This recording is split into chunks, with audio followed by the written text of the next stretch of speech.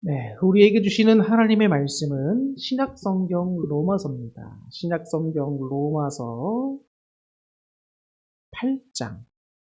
신약성경 로마서 8장입니다.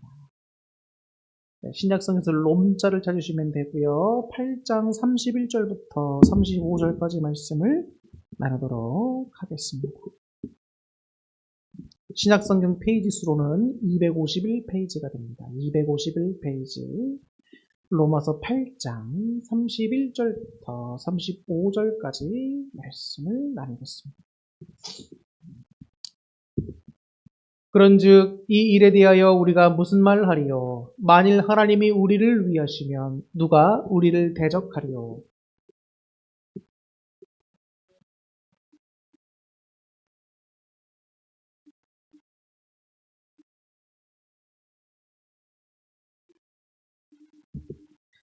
누가 능히 하나님께서 택하신 자들을 고발하리요? 의롭다 하시는 이는 하나님이시니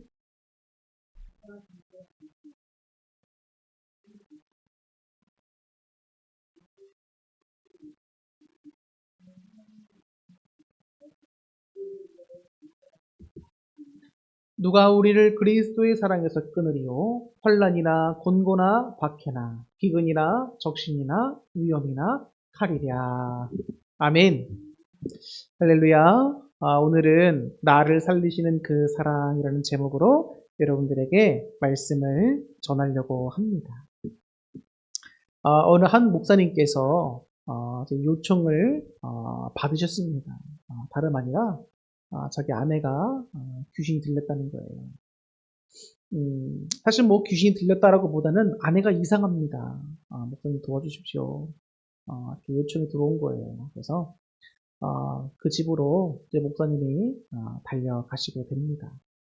근데 딱 보니까 이제 그 아내분 되시는 분이 전화하신 그 남편의 아내분 되시는 분이 정상적이지 않은 행동들을 막 행하시는 겁니다. 그래서 목사님께서 보시면서 이제 귀신이 들렸다라고 짐작을 하시고 이제 축기 기도를 해주시게 되는데 아니나 다를까 정신이 이상했던 것이 아니고 정말 악한 영이 그 여인에게 들어갔던 것이었어요. 그래서 이 여인이 다른 여자 목소리를 내야 되는데 본인 목소리가 아니라 다른 이상한 목소리를 내면서 축사 기도를 해주고 있는 목사님을 향해서 말로다가 막 방해 작전을 피는 겁니다.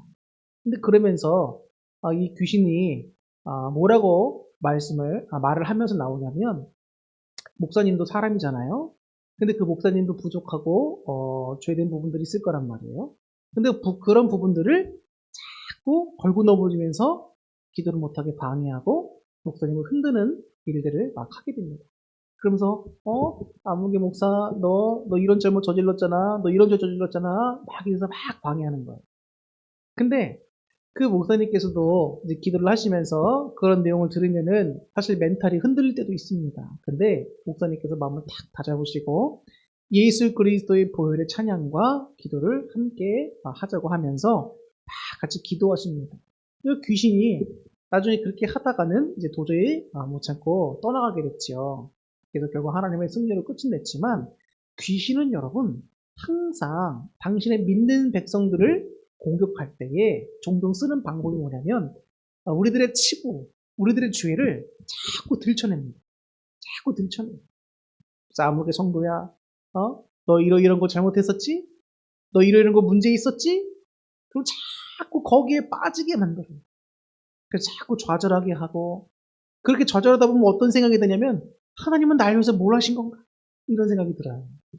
그리고 난 이거밖에 안 되는가? 이런 생각이 듭니다. 그러다가 아유 기도해도 안 되네, 안 변하네, 안 고쳐지네, 신앙도 포기해야겠다. 이런 일들이 있을 수도 있어요. 근데 여러분 그런 사탄과 악한 영의 전략에 넘어가면 안 됩니다. 넘어가면 안 돼요. 귀신과 사탄도 여러분 악한 영들은 지혜가 여러분 얼마나 뛰어난지 몰라요. 사람의 능력을 뛰어넘습니다. 그래서 여러분 우리나라 말에도 어떤 사람이 뭔가를 뛰어나게 잘 알거나 뛰어내 뭘 잘하면 야 귀신처럼 잘하네 이런 말들 나오잖아요. 주님이 없이는 우리는 악한 영과 싸워 이길 수가 없습니다. 악한 영이라고 하는 존재를 실제로 눈으로 보기 전까지는 있는지도 모르고 뒤에서 역사하고 있는지도 몰라요. 그게 인간의 한계입니다. 육신의 눈을 가지고 있는 인간의 한계. 그런데 우리가 신앙생활을 하고 말씀을 읽으면서 이 세상에는 눈으로 보이는 게 다가 아니라 악한 영이 있다는 것을 깨닫게 되죠. 예수님께서도 공생의 사역을 하시면서 많은 악한 영들을 물리치시지 않습니까? 그래서 또 다른 영적 세계가 있는 거구나 이런 것을 알게 됩니다. 근데 이런 예화에서도 알 수 있듯이 악한 영은 자꾸 우리에게 우리의 부족함과 우리의 죄를 보게 만든단 말이에요. 우리의 눈을 들어 우리를 구원하시는 예수님을 바라봐야 되는데 그 은혜를 바라봐야 되는데 악한 영들은 자꾸 우리의 죄, 우리의 치부, 우리의 아킬레스건을 건드는 것을 자꾸 한단 말이에요. 그런데 여러분 보세요. 31절 오늘 본문의 말씀을 보세요. 그런즉 이 일에 대하여 우리가 무슨 말을 하리요? 우리는 모두가 다 죄인이고 죽을 수밖에 없는 사람들인데 바울이 말합니다. 근데 만일 그래 우린 그렇게 부족해. 우린 그렇게 죄인들이야. 그런데 만일 하나님이 우리를 위하시면 누가 우리를 대적하겠느냐 이렇게 말하고 있는 거예요. 할렐루야. 여러분 하나님이 누구십니까? 하나님은 창조주시요 전능자시요 유일한 신이시니 우리의 모든 것 되시는 그 주님께서 만왕의 왕 되신 그 주님께서 우리를 위해 주신다면 그 누가 감히 우리를 대적할 수 있겠습니까? 이 얼마나 여러분 감사한 말입니까? 이 말은 뭐예요? 하나님이 우리를 위하시며 오늘도 함께 하시고 돕고 계신다는 건데 그러면 주님께서 구체적으로 우리를 어떻게 도와주셨고 어떻게 죄의 문제를 해결해 주셨고 어떻게 우리에게 은혜를 베풀어 주셨는가 또 베풀어 주고 계시는가 한번 알아봐야 되잖아요. 32절에 이렇게 말씀하고 있는 거예요. 하나님이 우리를 위하시는 것의 가장 큰 중요한 증거가 뭐냐? 자기 아들을 아끼지 아니하시고 우리 모든 사람을 위해서 내어 주셨다는 것입니다. 야, 놀라운 신비 아닙니까? 우리 같은 죄인들을 위해서 자기의 사랑하는 외아들을 생명을 내어 주셨다는 거예요. 이거는 이 인간으로서는 이해할 수가 없는 일입니다. 이게 여러분 가능한 일입니까? 이번에 우리 동기 목사님들끼리 모여서 이제 함께 서로 은혜를 나누는 시간들이 있었어요. 진짜 뭐 한 10년 만에 만났고 11년 만에 만난 분들도 계십니다. 대학원 졸업하고 뭐 처음 만났으니까. 그래서 어떤 분들은 막 13년 만기 되는 분도 있는데 참 너무 다들 늙었어요. 보니까 다들 나이가 드셨습니다. 그러면서 야 우리도 나이를 많이 먹었구나. 그런 이야기들을 하고 저런저런 은혜를 나누는 얘기를 하는데 한 목사님께서 저보다 8살이 많으신 형님이시죠. 그 동기 목사님께서 그런 말씀을 하시는 거예요. 나는 절대 내 아들을 죄인들을 위해서 내어줄 수 없다. 아무리 생각해도 하나님께서 자신의 외아들을 우리와 같은 죄인들을 위해서 내어주신 것은 큰 은혜일 수밖에 없다. 이런 고백을 하시는 거예요. 누구나 다 아는 얘기죠. 근데 그게 마음속에서 진심으로 우러나오는 말들이 나오면서 그 받은 은혜를 나누니까 저희가 다시 한번 그 은혜가 마음속 깊이 있게 와닿게 되는 거예요. 여러분, 저는 아무리 생각해도 죄인들을 위해서 제 자식의 목숨, 하물며 제 목숨까지 내놓기가 쉽지 않다라고 생각합니다. 의인을 위해서 간혹 내놓는 사람이 있겠지만 죄인을 위해서 여러분 내놓는 사람이 어디 있겠습니까? 그런데 주님께서는 우리를 위하시고 우리를 너무나 사랑하셔서 자기 아들까지도 아끼지 아니하시고 내어 주셨다는 것입니다. 그럼 아들을 왜 내어 주셨을까? 그 목숨을 왜 내놓으신 겁니까? 우리의 죄의 문제를 해결해 주시기 위해서 자기 독생자에게 죄를 대신 지게 하시고 죽게 하신 것입니다. 그러면 하나님께서는 왜 굳이 이렇게 생명의 희생을 꼭 필요로 하셨습니다. 죄가 그만큼 무섭고 무겁다는 것입니다. 우리는 죄를 짓고 하나님 말씀에 불순종하고 사는 것을 너무 쉽게 생각할 때가 있어요. 그냥 좀 이렇게 하면 어때? 생각할 때도 있고, 하나님도 상황을 좀 이해해 주시겠지. 어떻게 인간이 하나님 말씀 다 살 수 있겠느냐. 목사님도 맨날 설교 시간에 우리는 다 하나님 말씀 살 수 없다고 하시는데, 그래 맞아 그렇지 라고 하면서 죄를 범하기도 하고 하지. 그러나 여러분, 하나님께서는 죄의 문제를 결코 가볍게 다루시지 않습니다. 인간들이 갖고 있는 주님과의 관계에 있었던 죄, 이런 모든 것들은 반드시 그 책임에 따르는 거예요. 그런데 하나님께서는 그 우리의 모든 죄에 대한 책임과 이런 모든 것들을 다 누가 지시게 만드신 겁니까? 예수님이 지시게 만든 거예요. 이스라엘 백성들은 여러분 제사를 지냈었습니다. 그죠? 그렇기 때문에 제사를 지낼 때는 반드시 지정된 장소가 있어야 됐고 제사장이 있어야 됐고 반드시 제물이 있어야 했습니다. 그런데 그 제물은 흠 있거나 아니면 내가 드리고 싶은 거 아무거나 막 해서 준비해서 드릴 수 있는 게 아니었어. 하나님께 드릴 때는 가장 좋은 거, 가장 흠이 없고 온전한 거.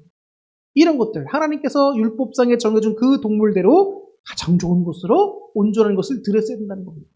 그 말은 뭡니까? 결점이 없는, 흠이 없는 것을 드렸어야 된다는 겁니다. 자, 요한일서 2장 2절을 보면 예수님을 가리켜서 뭐라고 표현하고 있는가? 화목 제물이다라고 표현되어 있습니다. 우리 죄를 위한 화목 제물이다. 제가 읽어드릴게요. 그는 우리 죄를 위한 화목 제물이니 우리만 위할 뿐 아니요 온 세상의 죄를 위하십니다. 예수님께서 화목 제물이 되셨다는 것은 예수님의 죄가 있으시다는 겁니까? 없으시다는 겁니까? 제물은 흠이 없고 결점이 없고 온전한 것이라고 했어요. 그럼 예수님은 죄가 없으신 분인 겁니다. 근데 죄가 없으신 그분한테 우리의 모든 죄를 다 전가시킨 거예요.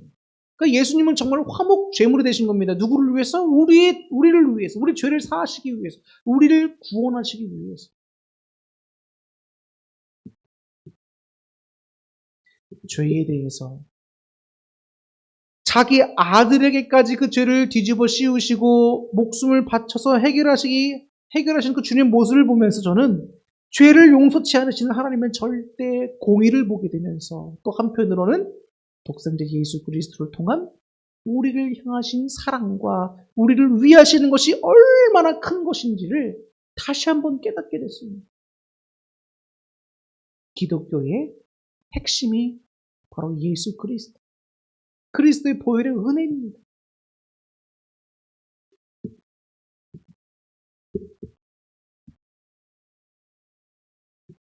하나님의 입장에서는 굳이 이 땅에 예수님을 보내셨고 그 예수님 목숨을 희생하면서까지 우리 죄를 사할 필요가 있었습니까?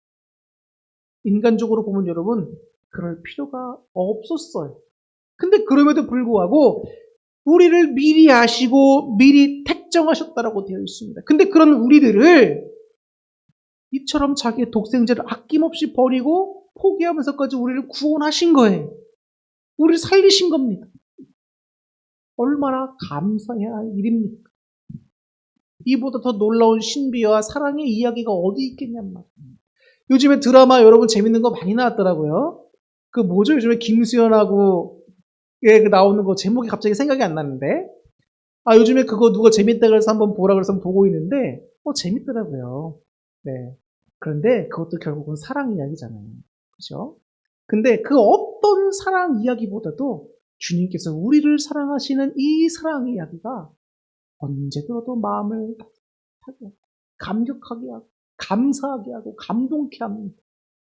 그 무엇과도 비길 수가 없습니다. 그러면서 말씀하시는 거예요. 이렇게 너희를 하나님께서 위하시고 있는데 이렇게 너희를 사랑하고 있는데 우리의 시선은 우리의 마음은 어디로 향하고 있느냐? 아직도 여러분 우리의 죄에 집중하고 계십니까? 아직도 우리의 부족함에 집중하고 계십니까? 다른 어떤 부정적인 사고에 사로잡혀 있습니까? 절대 그러지 마세요. 우리의 마음과 생각을 주님의 말씀 안에서 주님의 이 그리스도의 은혜 안에서 붙잡아야 돼요. 붙잡아야 돼요. 그러면서 말씀하십니다. 자기 아들을 아끼지 아니하시고 우리 모든 사람을 위해 내어주신 이가 어찌 그 아들과 함께 모든 것을 우리에게 주시지 아니하겠느냐. 모든 것을 주신다는 것. 자기가 줄 수 있는 가장 좋은 선물을 준 사람은 그것보다 덜하지만 다른 많은 좋은 선물도 얼마든지 줄 수 있습니다. 본문은 바로 이런 일들을 들어서 하나님께서 우리를 향하신 마음, 주시고 싶어 하시는 그 마음을 잘 표현해 놓고 있는 거예요. 우리가 구원의 여정에 들어섰습니다. 구원의 여정은 뭐죠? 예수 그리스도를 믿고 주님의 백성으로 되면서 우리는 이제 구원의 완성을 향하여 가는 구원의 여정에 들어섰다는 거예요. 그럼 그 구원의 여정을 끝까지 가는 동안 우리에게 얼마나 많은 은혜가 필요하겠습니까? 그렇지 않나요? 그 여정과 신앙의 모험 가운데는 여러분 온갖 풍파와 고통과 고난과 여러 가지 어려움이 너무나 많이 있습니다. 우리 자신만의 문제라도 힘든데 여러분 가족들과도 얽혀있는 문제도 있을 수 있고 밖에 직장에서의 문제가 얽혀있을 수도 있고 또 악한 영이 우리를 공격하고 있잖아요.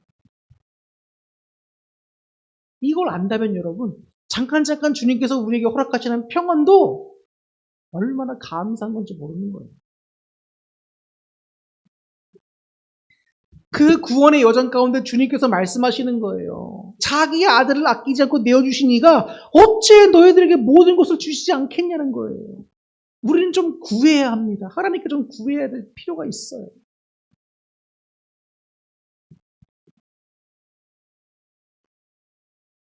하나님의 우리를 향하신 마음이 이렇습니다.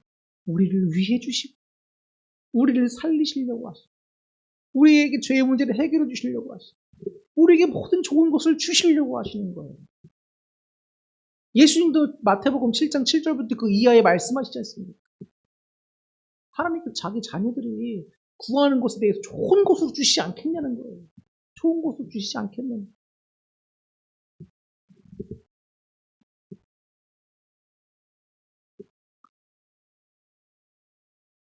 모든 사람들이 구원의 여정을 겪습니다. 우리 믿는 그리스도인들은.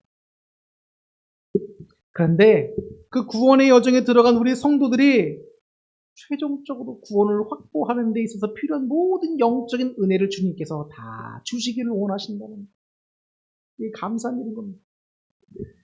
구원을 이루는 데 여러분 필요한 모든 은혜를 아낌없이 주시는 그 하나님에 대해서 바울은 우리들에게 이 한 짧은 구절이지만 이 짧은 구절에 대해서 강력하게 얘기하고 있는 겁니다.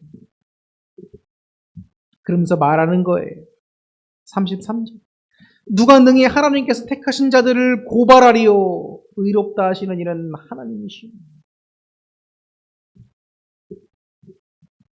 아까 처음에도 말씀드렸듯이 사탄과 악한 영들은 자꾸 우리를 고발합니다. 고발하는 건 뭐지요? 얘 죄인입니다.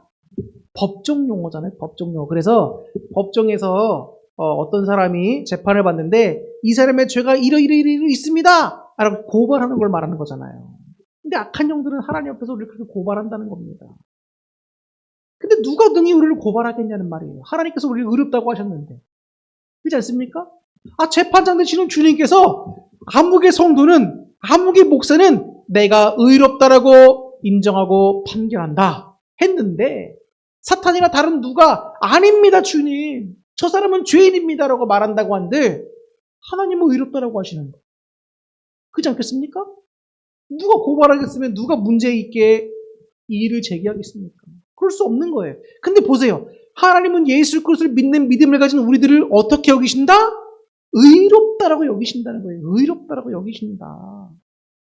이게 여러분 얼마나 은혜가 되는 말입니까? 여러분 악한 영들뿐만 아니라 사람들은요. 자꾸 우리 보고 죄인이라고 합니다. 그렇지 않습니까? 자꾸 우리 보고 죄인이라고. 우리 보고 자꾸 못한다고만 합니다. 자꾸 못하는 부분, 부족한 부분 이런 것만 자꾸 건들고 넘어져. 그런데 주님은 우리의 중심을 보십니다. 주님은 우리의 아픔을 보시는 분입니다. 박종호 장로님께서 과거에 부른 찬양 중에 바닥에 새긴 사랑이라고 하는 찬양이 있습니다. 제가 이번 주에 이 찬양을 들으면서 얼마나 은혜를 많이 받는지 몰라요. 가사가 이래요. 사람들은 나의 죄를 보고 주는 나의 아픔을 보네. 그들은 내게 손가락질하고 주는 나를 감싸주네. 죄 없는 이가 먼저 치라. 바닥에 새긴 사랑. 십자가에 다시 새겨 나의 생명을 구하네. 감출 수 없는 나의 허물을 자신을 버려 덮으시고 피할 곳 없는 나의 영혼을 십자가에 숨기신 나의 수치와 죽음을 대신 당하신 그의 십자가 뒤로 죄 없는 이 예수 그의 십자가 뒤로 나의 모든 죄와 수치를 가려주신다는 것. 얼마나 감사합니다. 하나님은 이런 분이란 말이에요. 예수님.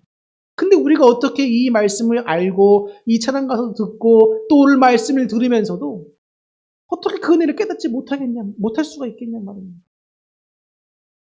하나님께서 오늘도 우리에게 놀라운 죄 사함과 구원의 은혜를 베풀어 주고 계시고 구원의 여정의 마지막 날까지 필요한 영적 은혜들을 오늘도 부어주고 계시고 힘을 더하여 주시는 겁니다. 우리의 죄를 흰눈과 같이 씻겨주시는 보혈의 은혜를 여러분 의심하지 마세요. 주님, 내가 오늘도 죄를 짓고 왔습니다. 똑같은 죄를 짓고 왔습니다. 이러이러한 죄를 짓고 왔습니다라고 주님 앞에 나왔을 때 여러분 하나님께서 용서해 주신다고 하시잖아요. 진심으로 하나님께 회개하고 용서를 구하면 그리스도의 보혈의 은혜를 의지하면서 주님께 나아가면 주님께서 용서해 주시고 우리를 의롭게 여겨주신다는 겁니다. 하나님이 우리를 위해 주시는 거예요. 사탄이 우리를 넘어뜨리려 공격하고 악한 사람들이 우리 보고 죄인이라고 하고 우리 보고 부족하다고 할지라도 주님이 우리를 위해 주고 계시는 거예요. 죄사함의 은혜는 여러분 예수님이 흘리신 보혈의 공로로 인해서 사해집니다. 그렇기 때문에 그 죄로 인한 대가가 치러야 하는 대가가 말로 할 수 없을 만큼 큰 겁니다. 자, 여러분 한번 생각을 해보십시오. 여러분 우리가 죄를 한 번씩 지을 때마다 벌금으로 얼마큼씩 계속 내야 된다고 생각해 보세요. 주차를 이제 하면 안 되는 구역에 주차를 해야 할 때가 가끔 있습니다. 근데 그러다가 딱지를 떼놓고 가면 그 8만원, 막 4만원, 막 이렇게 나옵니다. 그러면 정말 속이 상해요. 정말 차가 세울 데가 없어서 잠깐 세워놨는데 어떻게 그 사이에 또 딱지를 탁 떼고 벌금이 부과되고 가는지 속상할 때가 있습니다. 그런데 여러분 우리가 무언가 법을 어기거나 죄를 짓거나 할 때마다 그에 합당한 대가를 여러분 꼭 물질로 치러야 된다고 한번 생각해 보세요. 그러면 죄의 대가가, 죄의 무게가 얼마나 큰지 알 수 있는 거죠. 그런데 하물며 우리가 주님 앞에 지은 죄들에 대해서 예수 그리스도의 생명이 여러분 대가로 치러졌다는 거예요. 그러면 얼마나 그 대가가 큰 겁니까? 세상에 그 어떤 곳으로도 매길 수 없는 대가가 있는 거예요. 그렇기 때문에 우리는 여러분 죄를 짓기에는 미련하고 선을 행하기에는 지혜로워야 합니다. 따라서 여러분 하나님께서 오늘도 우리에게 갚을 수 없는 은혜를 부어주시는 그것을 깨닫게 되면 우리는 이제 책임감 있는 응답으로 우리의 삶에서 빛과 소금 되는 삶으로 하나님 말씀을 순종하는 삶으로 나아가기 힘써야 합니다. 그게 은혜받은 자들이 마땅히 해야 할 삶의 모습들이에요. 근데 은혜는 받을 것은 받고 누릴 것은 누리고 있으면서 깨닫지도 못하고 감사하지도 못하고 삶을 변화시키려고 하지도 않는다면 마음이 뻔뻔한 겁니다. 안타까운 것이죠. 이제 이 예와 하늘을 말씀드리면서 설교를 마치려고 하는데 92세 한 할아버지의 인생에 관한 조언입니다. 그 할아버지가 인생에 관해서 이제 조언을 해주시는데 이렇게 말씀하시는 거예요. 인생이 쓰다고 해서 뱉지 마. 조금만 더 오래 씹으면 곧 단맛이 나와. 고진감래, 홍진비례라는 말이 있어. 지금 잘 살고 편안하다고 해서 자멸하면 안 되고 또 조금 힘들다고 해서 포기하고 좌절해서도 안 돼. 인생이라는 게 원래 맨발로 캄캄한 밤에 가시밭길을 넘어가는 거예요. 계속 걷다 보면 가시밭길은 반드시 넘어가게 되어 있어. 걷다 보면 날이 밝아. 인생이 원래 그런 거예요. 그러니까 참고 계속 씹으란 말이야. 중간에 뱉지 말고. 이렇게 얘기합니다. 인생이 고되듯이 여러분 신앙생활도 고되다 느껴질 때가 있습니다. 그러나 여기서 신앙을 포기하면 절대로 안 되는 거예요. 당장은 고통스럽고 여러분 힘들 수도 있지만 가시밭 길에도 반드시 끝이 있습니다. 인내의 열매는 달다고 했습니다. 그렇기 때문에 자신의 아들도 아낌없이 내어진 주님께서 어찌 우리에게 여러분 인내하고 기도하고 하나님 말씀 안에 머물려고 하는 자들에게 좋은 곳을 주시지 않겠냐고요. 구하는 자들에게 왜 좋은 곳을 주시지 않겠냐고. 그 끝에는 예쁜 꽃길이 기다리고 있음을 확신하시고 달려나가시기를 바랍니다. 저희 아는 형님께서 집을 사셨습니다. 34평의 신축 아파트 아주 좋은 곳을 사셨어요. 근데 저도 이번에 이사를 했지 않습니까? 근데 저는 12평이에요. 12평에 30년 이상 된 오래된 낡은 빌라입니다. 우리 5식구가 사는 거예요. 근데 그 집에 이제 형님네 집들이를 해서 거길 가게 됐는데 왜 이렇게 좋은지, 저희 집이랑 왜 이렇게 비교가 되는지 모르겠어요. 그런데 여러분, 아무리 작은 것이라 내 눈에는 볼품없이 보이고 인간적인 눈에는 볼품없이 보인다 할지라도 그것이 하나님이 우리에게 허락하신 선물이라고 생각한다면 생각과 보이는 시각이 달라지는 겁니다. 내 인생은 하나님 왜 이렇습니까? 내 신앙생활은 왜 이렇게 믿음도 적고 이렇게 부족한 것만 있는 것 같습니까? 라고 생각할 수 있지만 하나님이 나를 붙들고 계시는 은혜가 있다는 것을 깨닫게 된다. 오늘도 나를 붙들고 계신 하나님의 은혜의 선물이 있다는 것을 우리가 깨닫고 알게 된다면 그 가치가 어마어마하다는 것을 깨닫게 된다면 신앙에서 인생에서도 부족하다고 핑계대지 않습니다. 불평하지 않습니다. 모자르다고 해서 남과 비교하지도 않아요. 시기하거나 질투하지도 않습니다. 제가 지지난번 설교인가 한번 여러분들 말씀드렸죠? 남에게 주신 은혜에 집중하지 말고 내게 주신 은혜에 집중하고. 그럴 때 감사가 넘치는 겁니다. 내게 주신 환경들이 다르게 보이게 되는 거예요. 여러분, 가시밭길도 끝이 있습니다. 근데 그 끝에는 예쁜 꽃길이 기다리고 있다는 거예요. 우리 신앙의 여정과 인생의 여정에서도 마찬가지입니다. 종국에는 여러분 천국이라고 하는 예쁜 꽃길이 기다리고 있습니다. 요한교시록에서도 여러분 주님께서 사탄과 악인들을 심판하시는 이유가 나오죠. 왜 사탄과 악인들을 심판하시죠? 공의로운 하나님이시어서 이들의 죄를 심판하시기도 하시지만 분명한 거 하나 또 다른 요인이 있습니다. 바로 당신과 백성들의 신원을 들어주시는 거예요. 하나님, 언제까지 저 악인들이 우리에게 흘리게 한 이 피에 대한 값을 하나님 왜 해결해 주시지 않습니까? 언제까지 우리는 기다려야 됩니까? 하나님께서 종국에는 다 갚아주신다는 거예요. 우리를 위하시는 주님. 우리 성도들의 신원하는 기도를 주님께 들으셨기 때문에 주님께서 사탄과 악한 인간들과 악한 영혼들을 심판하신다는 겁니다. 얼마나 힘이 나는 말씀입니까, 여러분? 누군가 우리를 위해준다고 생각해요. 막 사람들이 둘러싸서 나를 애워싸서 막 공격해 들어옵니다. 근데 거기서 내가 어찌할 바 모르고 무슨 말이 될지도 모르겠는 그때에 누군가 내 편을 들면서 아주 강력한 후원자가 내 편을 들어주면서 아니다. 내 편을 딱 나온다고 생각해요. 얼마나 힘이 듭니다. 근데 하물며 전능하신 하나님께서 내 편을 들고 나와주신다는 겁니다. 부족해. 잘 못해. 주를 위해서 무언가를 해보려고 노력하는 우리의 서툰 모습을 보고도 주님은 기뻐하시는데 우리 주님께서 우리가 주를 위해 하는 모든 믿음의 행위와 수고와 노력을 보실 때에 얼마나 기뻐하십니까? 사람들은 몰라도 주님은 다 알아주신다는 거예요. 주님 때문에 참고 주님 때문에 당하는 고통 훗날 주님께서 우리 편을 들어주시면서 잘했다 칭찬과 더불어 상급을 주시고 우리를 넘어뜨리려고 했던 우리를 힘들게 했던 악한 자들을 제하여 주시고 심판해 주신다니 얼마나 감사하냐.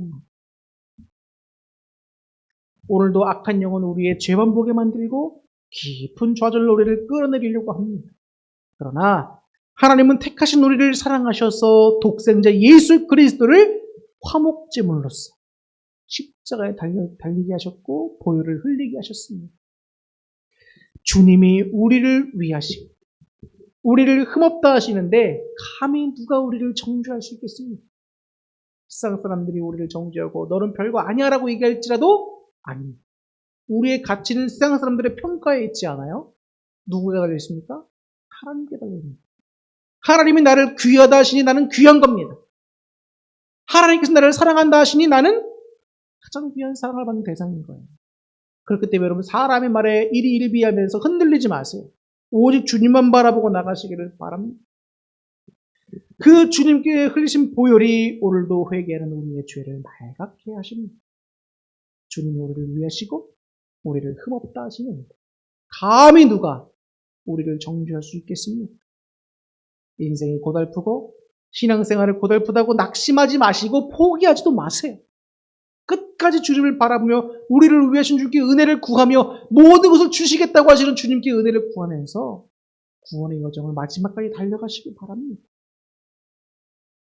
기도와 감사로 주님께 붙어 있을 때 인내에 달고 단 요즘 밤양갱 노래가 있더라고요. 그죠?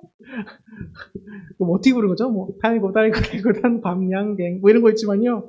여러분 그 주님께 붙어 있다면 여러분 인내에 달고 단 큰 은혜를 결국에 맛보게 된다는 거예요. 그렇기 때문에 여러분 악한 영들의 공격과 세상 사람들의 말에 흔들리지 말고 또 신앙생활을 이해할 수 없는 어려움과 고통이 다가온다도 신앙을 포기하지 말고 내 삶을 포기하지 말고 끝까지 믿음을 주님께 붙어 있으면서 우리를 위하신 주를 바라보면서 달려나가셔서 승리하시길 주님의 이름으로 축원합니다. 기도하겠습니다.